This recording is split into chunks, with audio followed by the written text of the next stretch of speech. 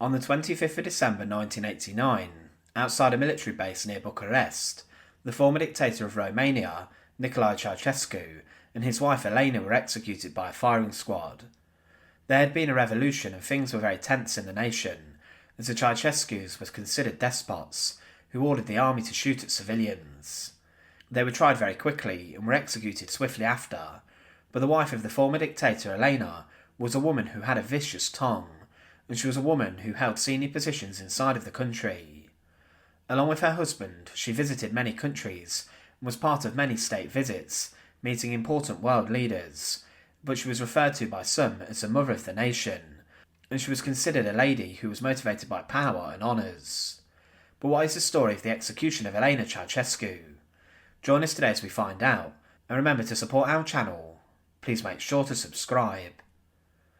Elena Ceausescu was born on the 7th of January 1916 into a peasant family in the region which is formerly known as Wallachia. Her father was a ploughman and a farmer, and she was not the most well educated. Following school, she moved with her brother to Bucharest and worked as a lab assistant, and she then worked in a factory and became a member of the Romanian Communist Party in 1939. Whilst inside the Bucharest branch, she met 21-year-old Nicolae Ceausescu, and the pair fell in love. But Nicolae would claim he never looked at another woman again after he met Elena, but he was imprisoned a number of times after. The couple married on the 23rd of December 1947, and following the communists seizing power, Elena worked as a secretary in the Ministry of Foreign Affairs. Her husband was more senior and became the Communist Party General Secretary, and this job meant Elena was often dispatched to other countries with her husband to visit other lands in alliances with Romania. She took part in state visits to China in 1971, and she idolised Chairman Mao's wife, and she then took inspiration from her to place herself in a position of power like this in Romania. Elena became a member of the Central Commission on Social Economic Forecasting, then she became a full member of the Romanian Communist Party Central Committee, and had a number of senior roles in the Romanian Communist Party. As time went on, she became the second most important person in the country behind her husband, and she was very influential, and many women across the land idolised Elena Ceausescu. She then became part of the highest political executive in the land, and held a seat in the Grand National Assembly, and she represented the main industrial region of the country until she was executed. She then in March 1980 became the first Deputy Prime Minister, but she was a woman who was, as mentioned, considered the mother of the nation, and she was incredibly vain. She was in control of how she was portrayed, but she was hesitant to be shown in profile, and she was worried about her large nose. But she would fall from grace along with her husband during the Romanian Revolution. In the 1980s there was growing tension in Romania, and on the 16th of December 1989, the Hungarian minority in Timișoara held a protest in response to attempts by the government to evict a Hungarian priest named Laszlo Tokes. The government said he was causing and inciting hatred, and they wanted him gone. But that evening the protests grew and spread, and the original cause of the unhappiness was forgotten. Some protesters attempted to burn down buildings, and the police and security forces responded with firing tear gas and using water cannons, and the police then attacked and beat up a number of the rioters and arrested them. The group then became a protest march around the city, and they were confronted by security forces. The following day the riots and protests resumed, and the protesters broke into a district committee building, and they threw propaganda out the window. But things were getting worse. The military was sent in, and fighting broke out.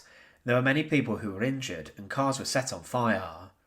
But the Ceausescus then sent the tanks in. There was a shocking shooting from Liberty Square around the city, and helicopters were overhead constantly. It was like a war zone, with blood being shed on the streets. But Nicolae, Elena's husband, then left to go to Iran, and he left crushing the uprising to Elena and his officials. Whilst he was away, Elena declared martial law, and a curfew was brought in.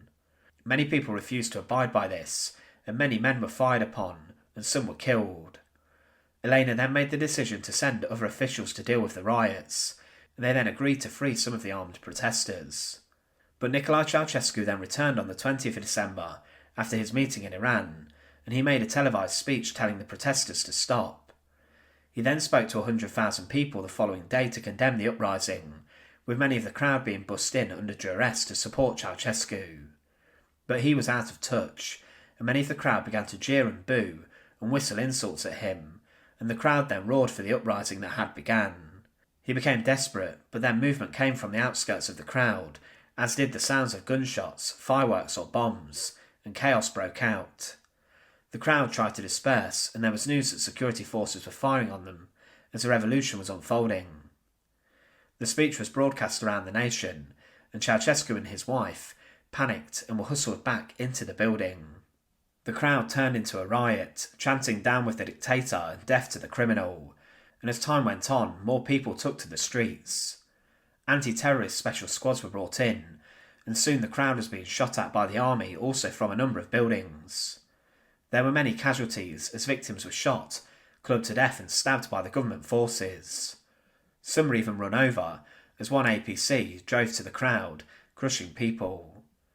Water cannons were turned on, and the police continued to batter and beat everyone they saw, and intense firing and shooting continued into the night. The situation was looking ominous for the Ceausescus, but Elena stayed by her husband's side, and she was obviously a target for the protests also, as she was so senior in government.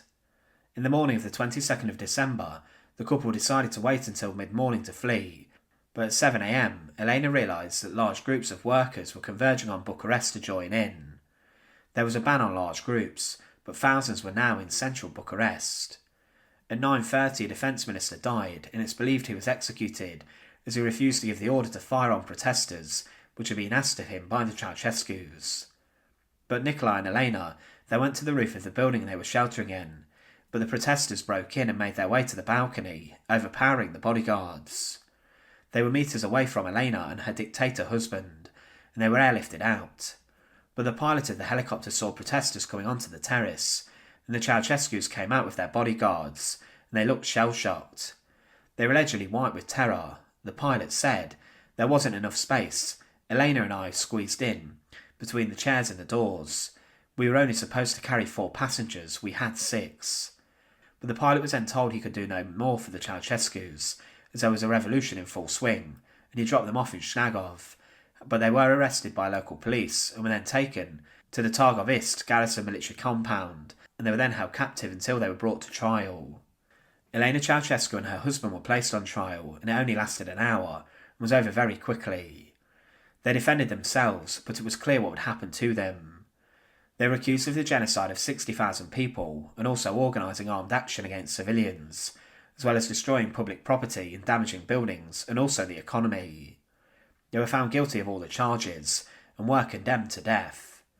They did not get the chance to choose their own lawyers, and the Ceausescus believed the court was illegal, and that their death sentence was an illegal act of murder. Elena was to be shot alongside her husband, and they were executed just days after the revolution had broken out. Elena and Nicolae were executed at 4 p.m, at a military base on Christmas Day, 1989. The execution was carried out by a firing squad, which was made up of paratroopers. Hundreds of people volunteered to be the ones selected to execute the dictator and his wife, and Nicolae said before the execution that, "We could have been shot without having this masquerade." Elena's hands were tied by 4 soldiers before the execution, and she screamed, "You sons of dogs," and she was then led outside with her husband, and the pair were lined up against a wall of the barrack building. Her husband sang as they took their final breaths, and then the executioners shot through their condemned victims. Elena Ceausescu was 73 when she was executed, and she was the only woman ever to be executed by the modern state of Romania. She was the most powerful lady in Romania, and she was hungry for more power and international recognition. But Elena Ceausescu was seen alongside her husband as despotic and as a tyrannical dictator who needed to be brought down to earth and needed bringing out of power. She was shot dead alongside her husband, and it was a bloody end to the dictatorship that had been in power for many decades. Thanks for watching.